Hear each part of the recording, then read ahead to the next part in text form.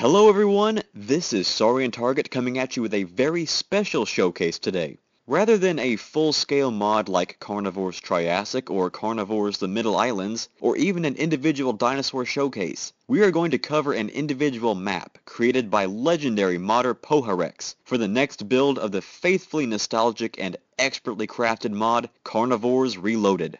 Now, for those who are not aware, Poharex is the project creator of my personal favorite Carnivores mod, Carnivores Triassic, and the masterful Mr. Rex designed each and every map in that mod. And if you've seen my Carnivores Triassic showcase, you know that I am constantly in awe of the level of detail and design put into those maps. Each of the Triassic maps feels so professionally designed, like they are real environments on the dinosaur planet. So naturally, I was pretty excited to discover that Poharex had crafted a new map for Carnivores Reloaded.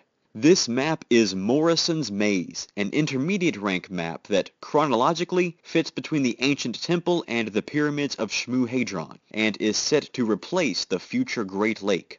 Now, if you've seen my Carnivores Reloaded showcase, then you'll know that the future Great Lake is one of my favorite maps in not just Carnivores Reloaded, but the entire Carnivores franchise, and I was very sad to hear that it was scheduled for removal and replacement. However, after giving Morrison's Maze the thorough Dino Hunt scouting exploration treatment, I can, in complete confidence, say that this new map is a worthy successor and replacement to the future Great Lake. And I may like this new one even better.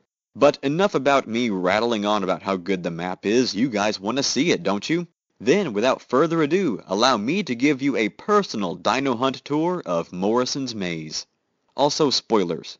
Major spoilers. Morrison's Maze faithfully recreates the prehistoric aesthetic of the Morrison Formation, the most fertile source of dinosaur fossils found in North America. Named after Morrison, Colorado, one of the states in which the formation is centered, the site has yielded several specimens of dinosaur, including Stegosaurus, Allosaurus, Brachiosaurus, and Diplodocus, a sauropod that appears to be a primary theme of Morrison's Maze. Diplodocus is not a very common sauropod on planet FMM-UV32, usually outcompeted by the much larger and more intimidating Brachiosaurus. However, Morrison's Maze seems to have found a way to house both sauropods, providing a sanctuary for the more common Brachiosaurus and the less common Diplodocus. In a way, the map itself chronicles the life of a Diplodocus, from hatchling to adult. So we will begin our journey as any young Diplodocus would, in the deep forest.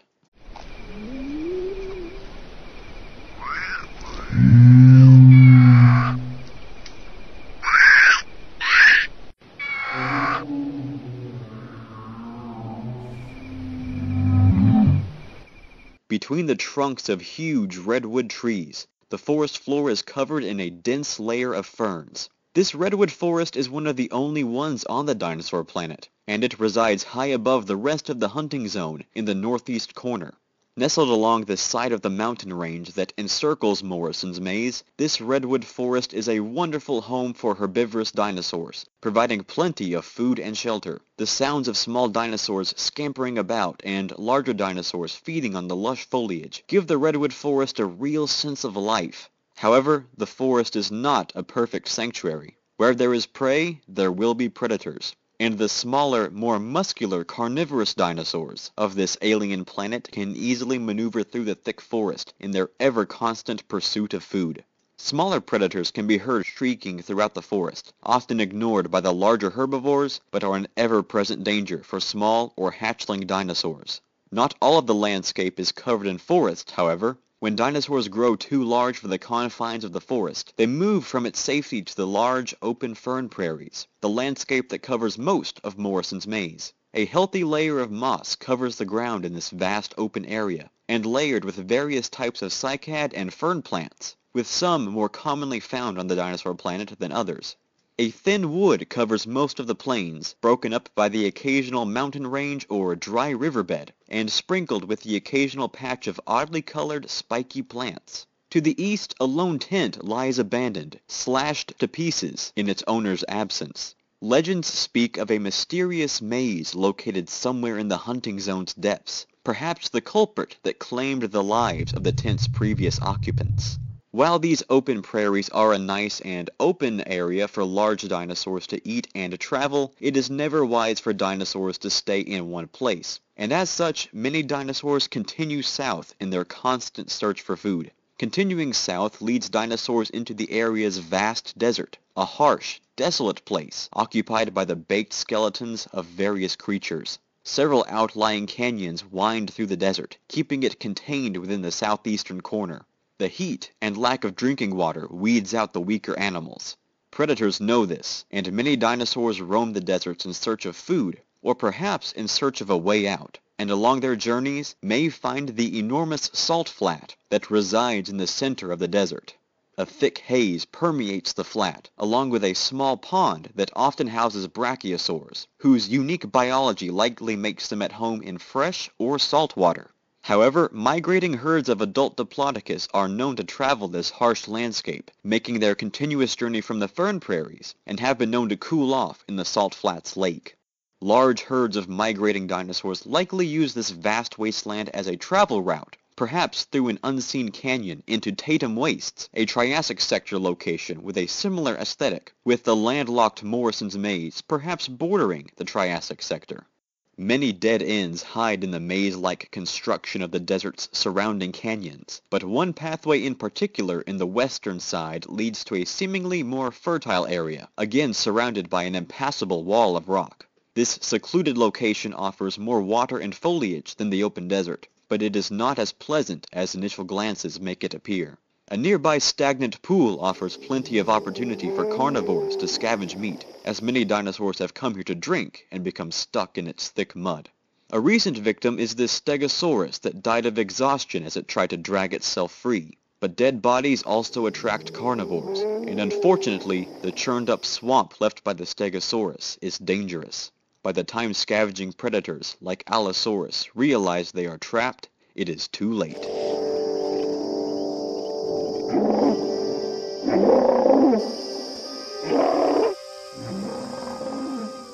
Large herd animals like Diplodocus will, of course, return to the more fertile areas of Morrison's Maze during the latter stretch of their seasonal migration, and continuing west out of the deserts and canyons brings them to a much safer and much more welcome re-entry point to the vast fern prairies. The vast covering of moss, ferns, and cycads provide ample food and several small pools of fresh water to quench their long-neglected thirsts. In the southwestern corner, a lone obelisk rises from a stone carving in the ground, surrounded by the fern forests and shallow pools. Like many ancient structures on the dinosaur planet, the use and origin of this obelisk is unknown, although the strange symbols scrawled all over the structure's exterior perhaps hint at directional locations, or hint at the more supernatural realms of the planet's polar sectors, or perhaps serve as a warning for the area's signature maze. Dinosaurs continuing on their migratory journey would head north, continuing through the plains and dry riverbeds, until they reached another secluded and high-altitude redwood forest. This forest is quite similar to the redwood forest across the prairie to the east, where our journey started, but there are more than hatchling dinosaurs lurking in the depths of this western forest. A lone nest lies tucked away in a far corner of the forest, with a victim not far away. The nest belongs to a parent Tyrannosaurus, the apex predator of the planet's central sector, where Morrison's Maze is located. Tyrannosaurs of Earth are often cited as being good parents, and it appears that the FMMUV32 species is no less caring, as an egg thief caught in the act has met its end. The culprit is none other than the leaping Laelaps, a dinosaur made famous by Charles Knight in his famous restoration. The Laelaps is a brutish, primitive dinosaur, not native to Morrison's Maze. Essentially the dinosaur equivalent of a parasite, this invasive creature resides in the most remote and desolate jungles of the central sector. The introduction of certain prey animals to non-native areas, like the Dimetrodon on the Reloaded tour, has tempted the Laelaps to wander outside its home. Somehow, this nasty dinosaur found its way to Morrison's Maze and attempted to raid a Tyrannosaurus nest, where it met its grisly end and has been left as a food source for the young tyrannosaurs once they hatch. Because large herbivores, like Diplodocus, were forced out of the redwood forests after hatching to accommodate their enormous size, it seems unlikely that they would re-enter this particular forest on their migration route. However, for those that do, the forest opens up another mountainous pathway through a canyon in the northwestern section of the hunting zone, parallel to the desert in the southeast. The odd purple stone may hint at volcanic activity forming this crater, where dinosaurs have come to inhabit since then. Small amounts of plants and shallow pools occupy the winding maze-like crater, which may act as a place of shelter for those seeking relief from the predators that roam the redwood forests. For dinosaurs that bypass the western forest and continue north, around the impact ring of the crater, more plains and dry riverbeds await, providing them with ample food before their journey's end. Continuing north leads dinosaurs back to the original redwood forest, where the hatchling Diplodocus began their journey so long ago. Many dinosaurs return here to lay their eggs once again to repeat the cycle, but for others, this is the last stop in a lifelong journey. A lush river provides an excellent respite at the base of the forest, providing water and food for both the herbivores and carnivores, as is the harsh and unpredictable life of a dinosaur. And there you go, guys, Morrison's Maze, a fantastic new addition to... Hold on. What's this?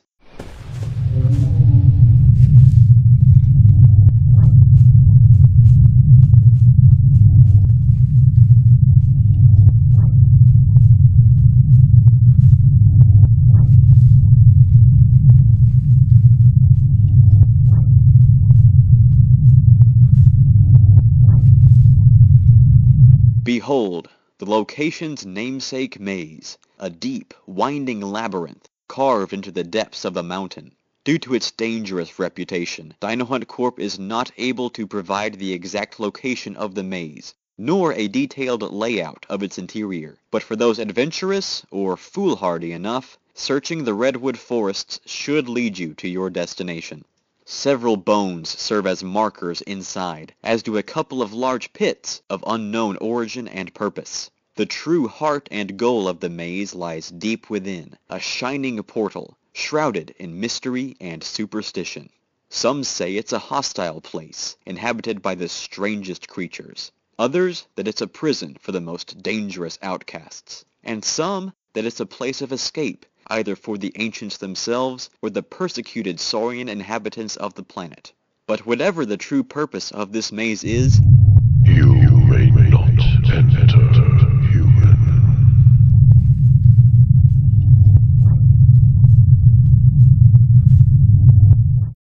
So there you go, guys, Morrison's Maze, a fantastic new hunting destination for Carnivores Reloaded, and yet another wonderful piece of art from Poharex. Morrison's Maze is one of those maps that makes you excited to play Carnivores again. It's such a lush, diverse area, sporting forests and plains and deserts where Easter eggs abound. It looks and feels like a map where dinosaurs should live. They fit in so perfectly here, and the map's design just beckons to these huge reptiles to inhabit its forests and plains. In fact, it seems to, perhaps intentionally, perhaps unintentionally, chronicle the life of a specific dinosaur, Diplodocus, from birth in the forests to adulthood on the plains to migration across the salt flats and back again. In that regard, it's also a beautiful homage to the Walking with Dinosaurs program and the spin-off game, Dinosaur World. And it's a map that I, for certain, want to revisit over and over again. Initially, I was a little saddened that the future Great Lake would be replaced, but having explored its replacement, I can safely say that I welcome Morrison's Maze with open arms. Now, I'm not sure when the next build of Carnivores Reloaded will be available. It might be a while, but if you're keen, Morrison's Maze is available to test out for yourself. Just make sure you don't use it in any other mods. This one is specifically reserved for Carnivores Reloaded. And while I've done my speculation on different aspects of the map, Poharex has his own official explanations, and if you'd like to learn more about the non-carnivores lore surrounding this map, I have provided some links in the description to some of Poharex's other work that I'm sure you guys will enjoy.